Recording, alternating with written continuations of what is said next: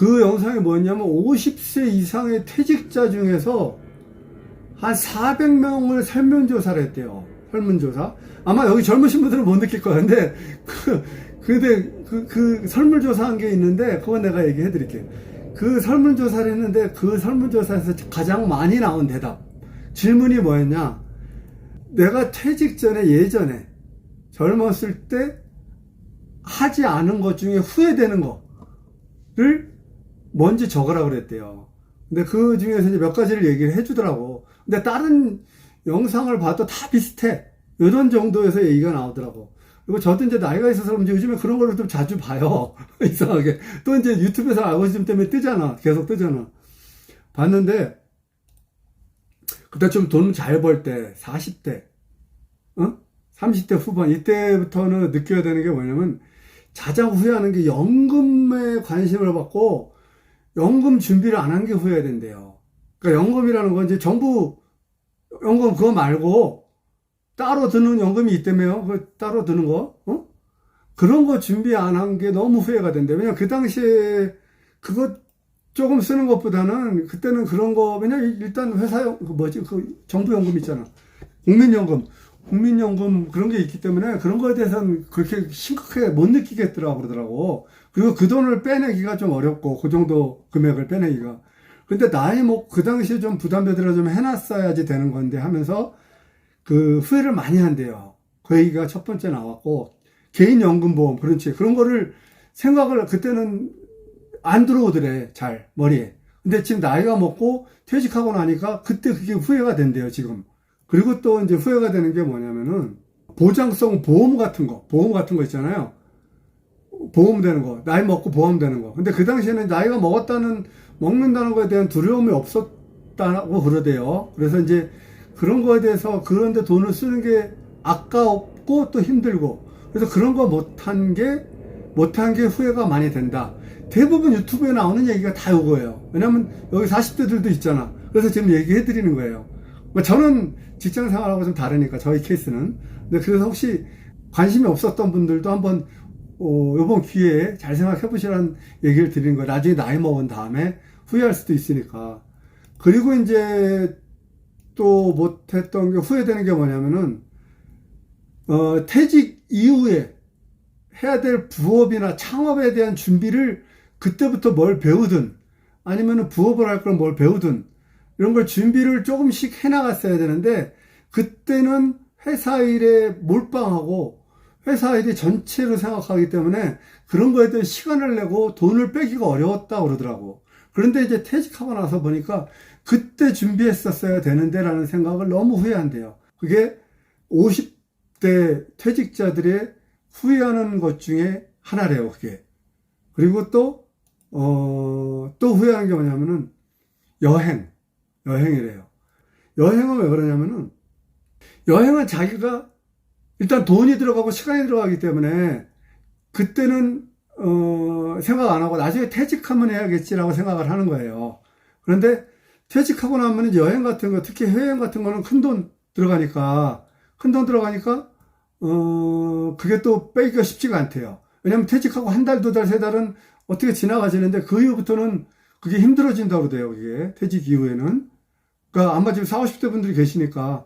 그러니까 여행도 갈 수 있으면 최대한 많이 가고, 그러라고 지금 그 사람들이 후회하는 것 중에 하나라고 그러더라고요. 그리고 또, 공통되게 나오는 거는, 그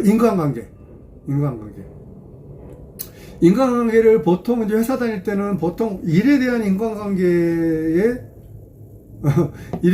인간관계 사람들이 다 자기 인맥이잖아요. 근데 퇴직하고 나니까 일에 대해서 인맥관계를 가졌던 사람들은 퇴직하고 나니까 다 금방 끊기더래요. 그러니까 처음에는 연락하면 이제 받는 척하고 뭐 이렇게 하는데, 또 연락을 또 몇 번 하다 보면은 이제 상대편이 좀 빨리 끊고 싶어 하더래. 그런 느낌이 받는데요. 뭐 그럴 것도 같아요. 하긴 나도 그 회사 다닐 때 보면, 회사 다닐 때 그 인맥들이 몇 명 알잖아. 친하게 지냈던 사람들이. 내가 회사를 옮기고 나잖아요. 회사를 옮기고 나면 이 사람들은 완전 제로야. 완전 모르는 사람이 돼버리더라고.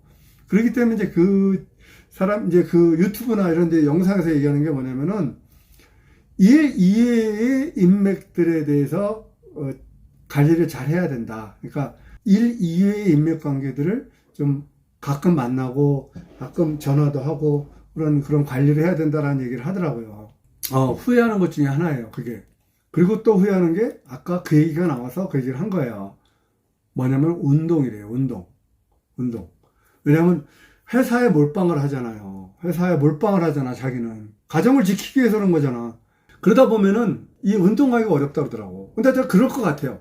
직장 생활 다니면서 저도 맨날 아침에 일찍 나갔다가 저녁 때 늦게 들어오면은 운동할 시간 없잖아.